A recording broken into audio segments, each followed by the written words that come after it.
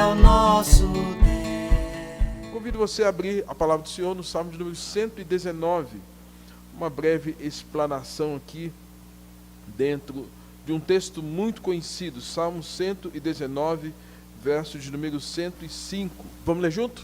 Salmo 119, 105. Leamos. Lâmpada para os meus pés é a tua palavra e luz para os meus caminhos. Lâmpada para os meus pés é a tua palavra e luz para os meus caminhos. Então, o tema nesta manhã, a luz da palavra, a luz, incidindo sobre as nossas vidas, a luz da palavra. Irmãos, um dos pilares da reforma é esse, só as escrituras, só a escritura. E parece que nessa semana, esse pilar, alguém tentou destruir, ou alguém tentou derrubar esse pilar. Muito comentado nas redes sociais, em Facebook, Instagram, muito comentado nessa semana, o fato de um pastor batista, como é público, vou citar o nome dele, René Kivitz, pastor da Igreja Batista Água Branca, em São Paulo. E bem como alguns dias atrás, também o líder da Igreja Católica, o Papa Francisco, ele disse a mesma coisa. Ambos falaram a mesma coisa, um vindo da parte do catolicismo e um vindo da parte de um protestantismo, que a Bíblia deva ser atualizada.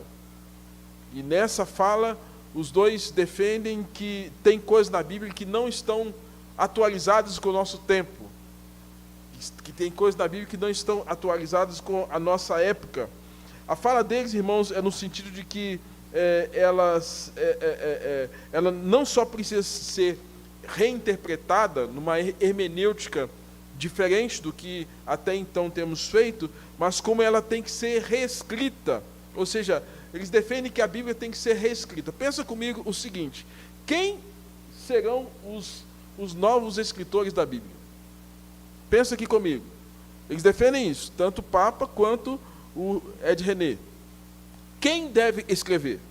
Aí vem a pergunta: por quem? Quem seriam essas pessoas que então deveriam escrever ou reescrever as Escrituras? Aí fica uma reflexão.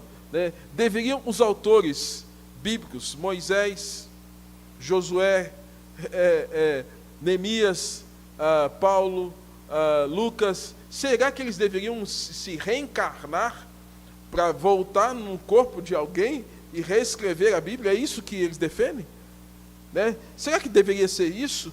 Será que deveria então ser pessoas culturalmente mais qualificadas, com os vários títulos de doutores, pós-docs e assim, filósofos, ou então os clérigos, os mais eruditos, que deveriam reescrever, ou como também alguns defendem que a Bíblia tem que ser interpretada pelo povo, como vox populi, vox dei, voz do povo é a voz de Deus. Será que a Bíblia deve ser reinterpretada por essas pessoas? A minha pergunta é: quem é que então deve escrever a Bíblia?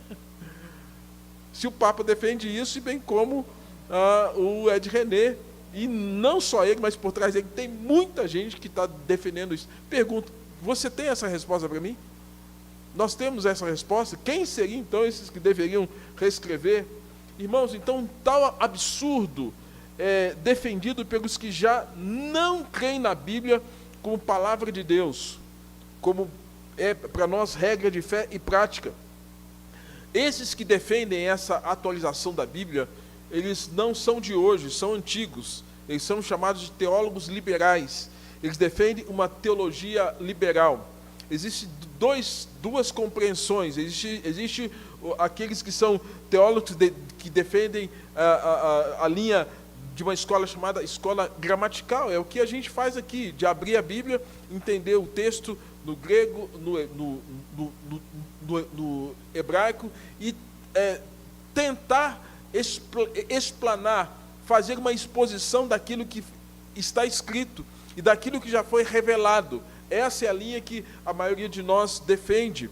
mas também tem uma linha que é essa linha da teologia ou liberal, do liberalismo teológico, que defende então que tudo quanto não é explicado na Bíblia deve ser rechaçado. Por exemplo, a ressurreição é um fato sobrenatural? É. Uma cura divina é um fato sobrenatural. Então, tudo que é sobrenatural, essa linha tenta, de alguma forma, desqualificar e descartar, né? Trazendo, então, um esfacelamento das Escrituras, ajustando a Bíblia à vida do homem, né? Eles defendem também de que hoje, principalmente nesse aspecto ético, defendem que o que não se encaixa na ética deles deve ser cortado, deve ser extirpado, desprezado. Por exemplo, hoje está muito em voga a questão da ideologia de gênero, e até agora no próximo dia 11 há uma PEC que é perigosíssima, porque é uma PEC que está lá na mão dos congressistas, e agora estava na mão dos congressistas, e agora voltou para o Supremo Tribunal Federal, onde um partido político defende que nas escolas, as escolas vão ter que ensinar para as crianças sobre o fato de que não existe mais essa ideia de menino e menina, macho e fêmea, e que há outras tantas identidades de gênero que devem ser ensinadas. Gente, isso é uma agressividade, onde já não haverá mais um banheiro único. Esse banheiro, eu digo, onde haverá agora, então, um banheiro único, porque agora não terá mais o banheiro da menina ou do menino. Agora, imagina seu filho, sua filha, 12, 13 anos, entrando num banheiro com um marmanjo, com alguém muito mais velho que ela, ou seu filho também. Então, irmãos, são riscos que nós estamos tendo e que nos dias de hoje estão tentando ajustar a Bíblia a esse novo comportamento, a essa nova ordem mundial, a esse chamado novo normal. E esse novo normal, irmãos, não é de Deus. E a gente tem que ser claro, goste quem gostar, esse novo normal não é de Deus. Tem gente que não gosta que a gente fale disso, mas esse novo normal é diabólico, é satânico, é mundano, é sagaz. E nós temos que ser muito claros acerca daquilo que nós cremos. Se a Bíblia é para nós regra de fé e prática, nós temos que crer naquilo que ela diz, e não contrapor aquilo que ela diz, e essa alta crítica está defendendo isso. E, amados, a alta crítica defende, então, que a Bíblia ela deve ser analisada juntamente com outras ciências, como a filosofia, a sociologia, a psicologia, e cada pensamento e cada pensador que se levanta no decorrer do tempo deve ser atrelado a toda a Escritura. Então, irmãos, nós não temos isso. Nós entendemos que a Bíblia é a palavra de Deus, e a Bíblia como sendo nossa regra de fé e prática, e a despeito de que, pela graça comum, Deus abençoa pessoas que, a despeito de não o conhecerem, com o conhecimento para nos abençoar. Por exemplo, algum tipo de medicamento, uma tecnologia, muitas vezes são pensadas por pessoas que não creem em Deus. E nós somos beneficiados com isso. Isso nós entendemos ser graça comum, que age sobre a vida do justo, mas também age sobre a vida do ímpio. O justo tem muito mais ainda a graça salvadora, mas o ímpio não.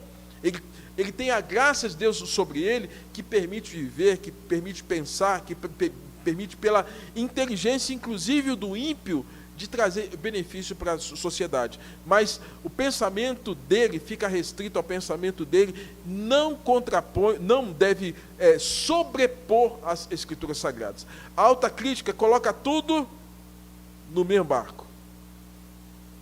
É por isso que hoje há muita gente com pensamentos confusos, porque eles agregam às Escrituras muitos pensadores. E esses pensadores, quando, a despeito de trazerem alguma reflexão importante, quando essa reflexão não tem a base escriturística, não tem a base a glória de Deus, irmãos, isso não vai ser bom. Não chegaremos num bom caminho. E é nesse sentido que nós temos que entender o quanto foi importante a reforma protestante do século XVI com Martim Lutero. A Bíblia, nos seus 66 livros, 39 livros do Velho Testamento, 27 do Novo devem ser vistos como palavra de Deus. Por isso, nossa regra de fé e prática. Deus usou a vida frágil e pecaminosa de autores e de homens no contexto do Velho Testamento e do Novo Testamento, para que essa revelação chegasse até nós. Por isso que nós temos a Bíblia como uma revelação especial de Deus. E hoje, quando nós comemoramos, no dia de ontem, os 503 anos da Reforma, onde os pilares, só a graça, só a fé, só Cristo, só as Escrituras e só a glória de Deus, nós temos que fincar o nosso pé nesses princípios. Parecem tão antigos, mas hoje tão necessários e tão atuais para a nossa geração, né? E aí, como se deu tudo isso no contexto daquele tempo? Voltemos naquele período, século XVI. Em 1450, Johannes Gutenberg inventou a imprensa. E você sabe que foi extremamente importante naquele período em que esse mecanismo é inventado. Uma das tristezas dele foi que uma das primeiras coisas que ele imprimiu foi uma bula papal. Mas depois houve a publicação da Vulgata Latina, 5 anos depois da descoberta da imprensa. E foi importante, depois que houve a reforma, porque Martinho Lutero vai traduzir a Bíblia para o alemão, e com isso a Bíblia é impressa, uma vez que, naquele contexto, os cultos, as missas eram realizadas em latim, onde o povo era ignorante, onde o povo não conhecia absolutamente nada da língua, era feito de costas para o povo e num contexto de gente iletrada. Ou seja, a pessoa adentrava aquela cerimônia e ela não entendia absolutamente nada, porque o sacerdote fazia em latim e de costas para o povo. Com a reforma, Martinho Lutero vai traduzir a Bíblia e vai colocar a Bíblia na mão do povo. Colocando a Bíblia na mão do povo, as pessoas poderiam ter acesso às Escrituras. E toda a treva, toda a ignorância que perpassou pelo período de cerca de 1.200 anos, praticamente do ano 300 até 1517, faz as contas aí, 1.200 anos, onde nesse obscurantismo prevaleceu o domínio católico romano. Nessa predominância do catolicismo, irmãos, as bulas papais, a tradição católica e todo o envolvimento que os clérigos passaram a ter, divergiu em muito daquilo que a Bíblia ensinava. E aí, o que acontece é que as pessoas só ouviam um sermão na quaresma, aquele período da Páscoa, ou ouvia algumas histórias contadas através de representações, que a gente chama de pantomima. Então o povo não tinha acesso à Bíblia, não tinha acesso à palavra de Deus, absolutamente. 1.200 anos. Eu pergunto para você, quantas Bíblias você tem em casa? Na minha casa deve ter umas 10, 12 Bíblias. Bíblia de tudo quanto é jeito. Mas naquele tempo, gente, as pessoas não tinham a Bíblia na mão. Não tinham absolutamente nada. E a Igreja Católica Apostólica Romana aceitava até então eles aceitavam a inspiração. Um período da história que a Igreja Católica aceitou a inspiração. Até que houve um embate, onde a Igreja Católica coloca no mesmo pé de igualdade a Bíblia e a tradição católica. A tradição, todo um ritual que foi estabelecido pelo clero, pelo papado, e essa tradição ficou no mesmo pé de igualdade, a ponto de, uma das questões do catolicismo era ter o Papa como alguém que tinha uma fala infalível. O Papa, o substituto, segundo o romanismo, um substituto de Pedro, que agora tinha as chaves do reino, a chave para que pudesse colocar dentro ou colocar fora. No entanto, um Papa poderia excomungar alguém, ou seja, a excomunhão, você estando fora da igreja, você está fora do reino de Deus. E você sendo batizado pela igreja, você tendo uma bula papal com as indulgências, o Papa pode colocar você de frente a Deus. essa tradição foi posta no mesmo pé de igualdade, irmãos, que a Bíblia. Pensa bem, 1.200 anos vivendo, colocando no mesmo pé, na mesma condição, Bíblia e tradição. É nesse cenário, irmãos, que Deus levanta Martinho Lutero. O Papa, então, poderia dizer que as palavras dele eram iguais àquilo que a Bíblia dizia. Eram iguais aos ensinamentos de Moisés, aos ensinamentos dos patriarcas, a vivência descrita nas Escrituras do Velho Testamento, ou uma carta paulina, ou uma carta joanina, petrina, ou de Judas, ou de Tiago. O Papa está dizendo, olha, eu tenho poder para escrever alguma coisa, e o que eu escrever tem o mesmo pé de igualdade que esses homens. Imaginem, irmãos, coisa absurda. Lembro, quanto tempo? Cerca de 1.200 anos. Porque até o 3º século, houve a presença praticamente, primeiro século, ministério de Jesus, ministério dos apóstolos, encerrando na vida do apóstolo João. Segundo século, praticamente, a vida do que a gente chama de patrística, os pais da igreja, Irineu, Jerônimo, né, e vários outros bispos da igreja que viveram, chegando até praticamente Agostinho, né, 3º século, bispo de Hipona, gente que preservou a fé, preservou as Escrituras e aquilo que a Bíblia ensinava. E a partir do instante que houve uma institucionalização da igreja, a igreja passou a ter esse desvio, colocando no mesmo pé de igualdade essa tradição. Eu entendo que hoje o que o Papa quer fazer e o que Ed René quer fazer, colocar no mesmo pé de igualdade aquilo que foi inspirado pelo Espírito Santo e dito em Timóteo, toda a Escritura é inspirada, recebeu o fôlego de Deus para corrigir, para repreender e para educar na justiça. Ele quer dizer hoje que tem gente que teria hoje o fôlego de Deus para reescrever esse texto? Não tem. Mas querem. E aí, irmãos, nós não podemos negociar.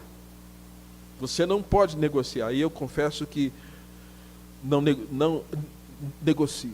Eu não posso colocar no mesmo pé de igualdade. E eu não posso aceitar aquilo que aconteceu lá atrás, e concordo veementemente com Martinho Lutero, na proposição dele do só a Escritura, e mantenho também a minha convicção, que creio que você deve ter também, porque você que professou a fé, declarou um dia que cria na Bíblia como palavra de Deus, como regra de fé e prática.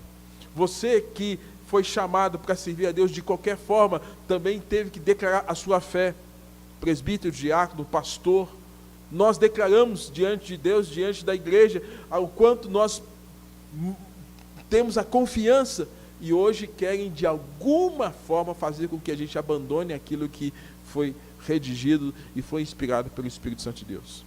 Gosto muito de pensar naquilo que Paulo fala a Timóteo, que toda a Escritura foi inspirada por Deus, ou seja, toda a Escritura recebeu o fôlego santo de Deus. No Velho Testamento, quando se falava do Espírito Santo, falava-se do Ruá em hebraico, fôlego, Espírito Santo. No Novo Testamento, a nova dispensação, pneuma hagios, sopro santo de Deus. Nós recebemos, a Bíblia, ela recebeu o fôlego santo de Deus.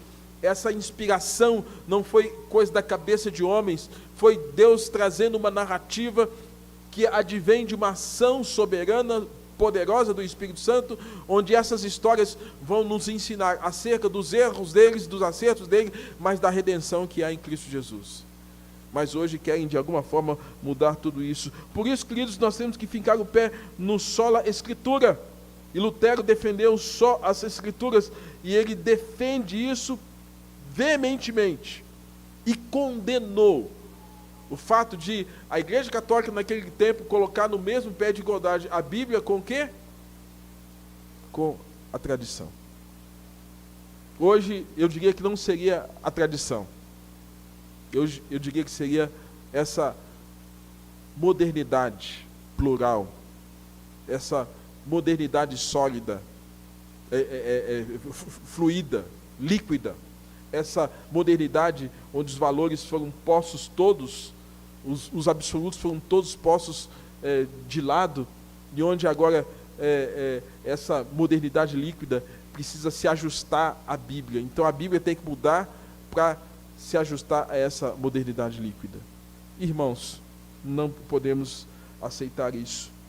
Lutero então luta contra a tradição, luta contra a ideia da infalibilidade papal e ao paganismo, refutando pela Escritura todo aquele ensino. Por isso as 95 teses ou 95 argumentos. Para ele, a Escritura é a revelação direta do Espírito Santo aos profetas, aos apóstolos e aos patriarcas.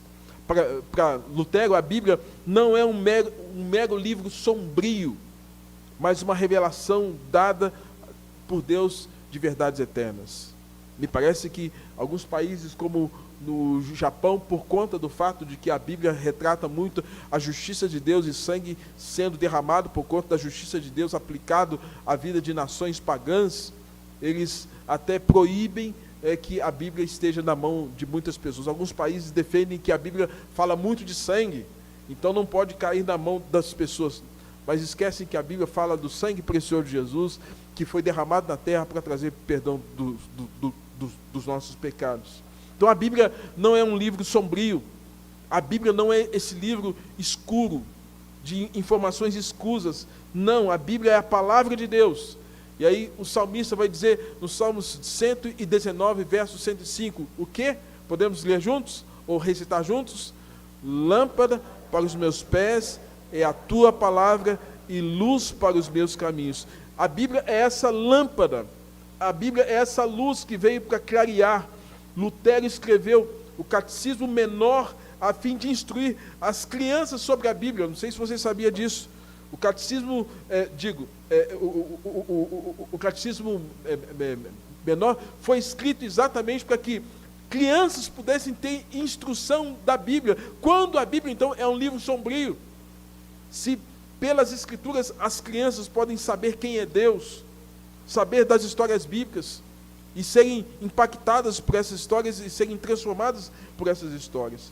Por isso, irmãos, a Bíblia para nós, hoje, século 21, ela permanece como sendo a palavra de Deus. A Bíblia é esse livro, que é essa palavra que deve lançar luz aos nossos pecados, lançar luz às nossas impurezas, lançar luz no mais profundo do nosso coração, que cada um de nós sabe que tem alguns lugares escuros, e que a palavra precisa lançar luz ali, precisa lançar luz à nossa mente, que muitas vezes fica tomada por pensamentos sombrios. A palavra de Deus é luz, lançar luz às nossas ações, lançar luz aos nossos comportamentos. Ou seja, o salmista ele traz para nós exatamente essa direção, que sem essa palavra, de fato, nós andaremos em trevas. E Paulo vai dizer em Efésios: obscurecidos no vosso entendimento, alheios à vida de Deus. É a palavra de Deus que lança luz à nossa existência. E conclui, irmãos, com 3 considerações. Primeiro, a palavra deve lançar luz diante dos nossos pecados. Se confessarmos os nossos pecados, Ele é fiel e justo para nos perdoar os pecados e nos purificar de toda injustiça. Não tem coisa pior do que sermos consumidos pela culpa e pelo constrangimento quando nós estamos em pecado. O pecado nos constrange, ficamos com vergonha de nós mesmos, ficamos com vergonha das pessoas. Às vezes alguém não precisa falar nada, mas só o fato da gente não estar na palavra, aquilo já constrange, já nos deixa. Mas quando a luz da palavra, e a luz que é Cristo, que é a própria expressão do ser de Deus, que é esse Logos eterno, quando Cristo vem e lança a sua luz sobre a nossa vida, Ele é aquele que nos purifica de todo pecado e tira de nós, remove de nós a culpa e qualquer circunstância que possa nos impedir a ter comunhão com Ele. Uma vez que libertos do pecado, estamos livres para servir o Senhor. Segundo, deve lançar luz nas nossas incertezas. Lâmpada para os meus pés é a tua palavra. Então, sem a palavra, a nossa caminhada é uma caminhada incerta, é uma caminhada obscura, sombria de fato, mas a palavra vem lançar luz, porque nós temos a vida aqui sem a palavra, nos impõe a muitas incertezas. E aí Pedro vai dizer para nós o seguinte: lancemos sobre Deus a nossa ansiedade. As nossas incertezas nos deixam ansiosos. Mas quando nós temos a palavra como luz, quando nós temos essa palavra que vai direcionar a nossa vida, acalenta o nosso coração, acalma o nosso coração, e ainda que as coisas não estejam à nossa maneira, não estejam do jeito que a gente quer, vai estar de acordo com o que Deus quer. E o que Deus quer é melhor do que nós desejamos para nós mesmos. Então a luz da palavra deve lançar segurança e paz diante da sua ansiedade. O que está te deixando ansioso hoje? O que te deixa angustiado hoje? Lembre-se, a palavra lança luz. Entrega o teu caminho ao Senhor, confia nele, tudo mais ele falar. E ainda fala: fará sobressair a tua justiça e o teu direito como o sol brilha no meio-dia. Então, quando a gente não tem luz da palavra, irmãos, a gente fica perdido. A gente anda como se fosse à noite. Eu não sei você, eu às vezes já levantei à noite meio sonolento ainda e dei aquela topada na beirada da cama. Já deu aquela topada na beirada da cama? Que dói até a alma. Principalmente no inverno, né? Pior ainda, né? Ou então dei aquela cabeçada. E às vezes até durante o dia, às vezes tem alguma situação que você tropeça.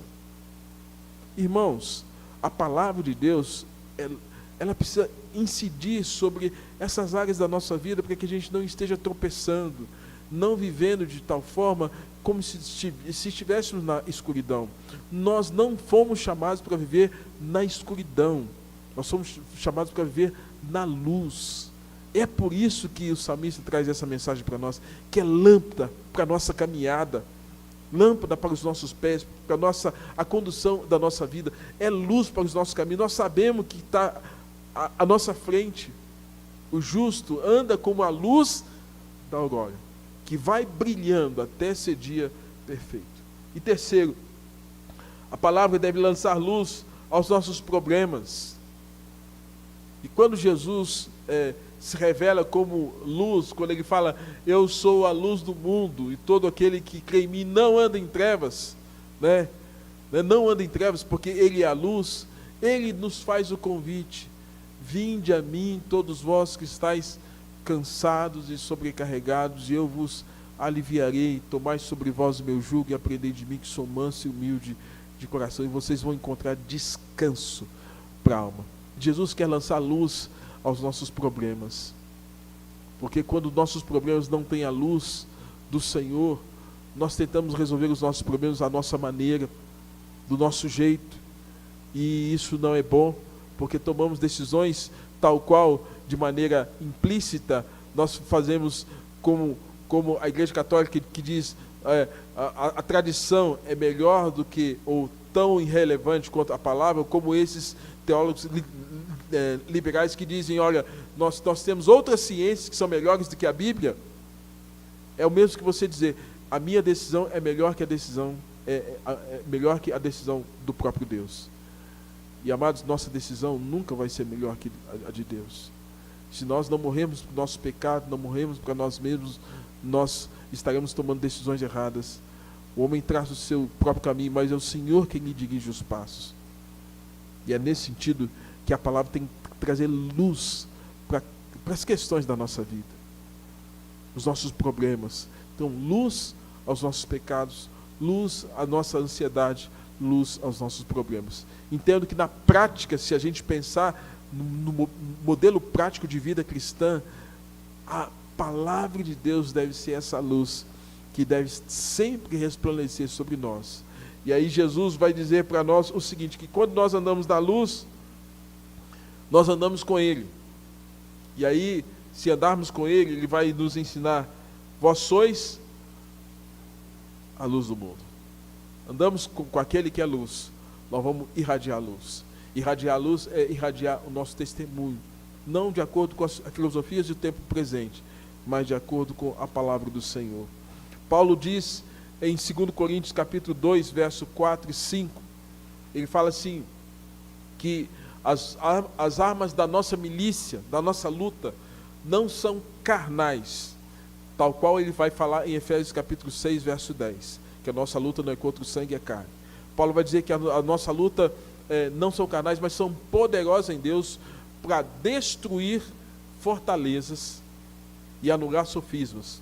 Destruir aquilo que está de maneira tão forte, tão sólido, e que precisa de alguma forma ser aniquilado. Ao mesmo tempo, vai dizer que a palavra de Deus vai desfazer sofismas, mentiras contadas como se fossem verdades e aceitas como se fosse verdade.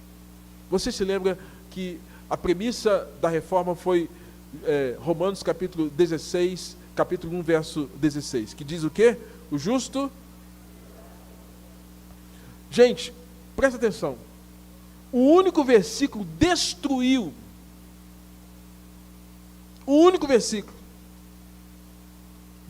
destruiu, colocou abaixo essa fortaleza que durante 1200 anos veio enganando o povo, dizendo que a salvação era pelas 1200 anos de fortaleza construída. O único versículo destruiu.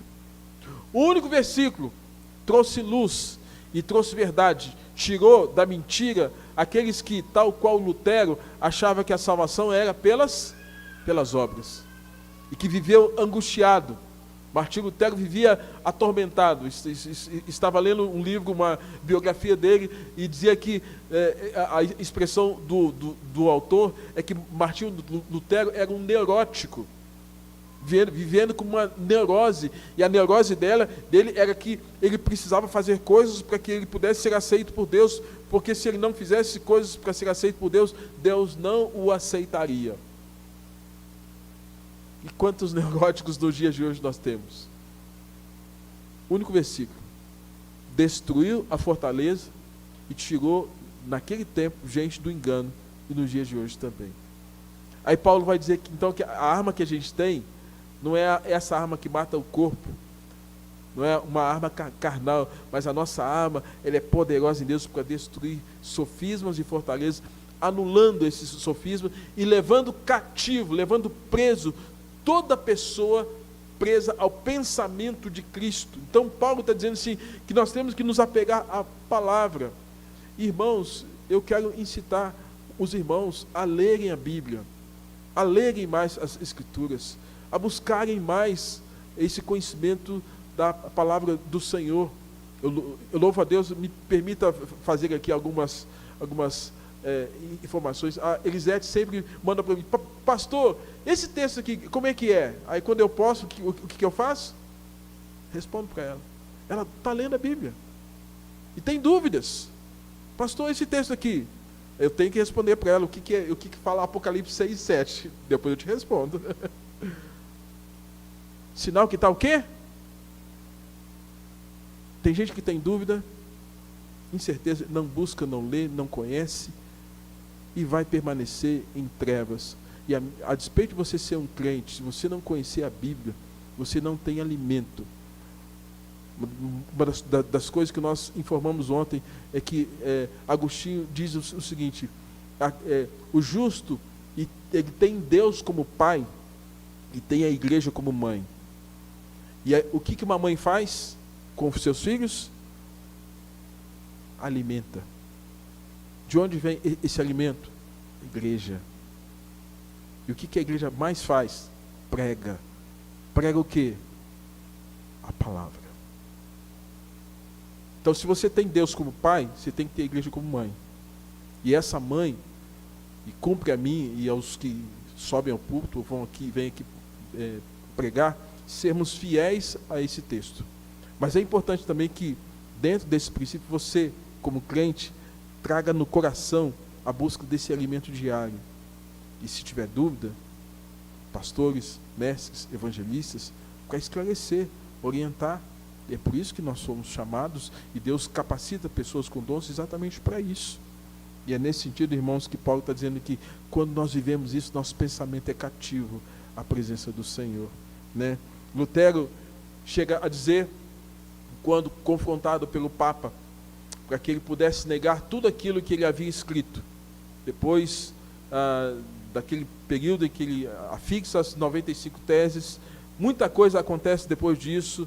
Ele é questionado, é confrontado, é levado quase que impositivamente para negar, porque aquilo causou um grande reboliço, aquilo causou um grande estrondo, né? Ecoou, porque o protestar significa testemunhar, atestar, ir a favor daquilo. Então passou-se a ter o nome protestante, porque está testificando, atestando aquilo que foi feito. Aquilo eclodiu e trouxe grande reflexão sobre o mundo daquela época, de tal forma, irmãos, que Martinho Lutero passou agora a incomodar. E esse incômodo agora, apesar de ser um monge católico agostiniano, é levado diante do Papa para que ele pudesse negar tudo aquilo que ele escreveu. Martinho Lutero, então, tomado, entendo eu, pelo Espírito da graça e fortalecido pelo Senhor, para dizer o seguinte: a minha consciência, ela é cativa à palavra do Senhor. A minha consciência está presa.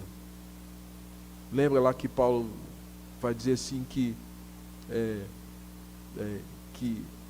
ele era um prisioneiro de Cristo? Martinho Lutero agora era um prisioneiro de Cristo, não mais da igreja. Não era um prisioneiro mais da salvação pelas obras. Não era um prisioneiro de uma devoção atrás dos muros dos conventos, dos mosteiros. Agora ele era um prisioneiro de Cristo. Ele fala: a minha mente está presa. Aí fica uma pergunta: o que a nossa mente está presa nesses últimos dias? Pandemia, distrações. O que a nossa mente está presa nesses dias? E nos faz pensar, irmãos, o quanto nós precisamos dizer como Lutero e dizer como Paulo, que a nossa mente está cativa à palavra do Senhor, e dizer como Lutero, dizer que a nossa consciência está presa à palavra de Deus, que é lâmpada para os nossos pés e luz para os nossos caminhos. Amém?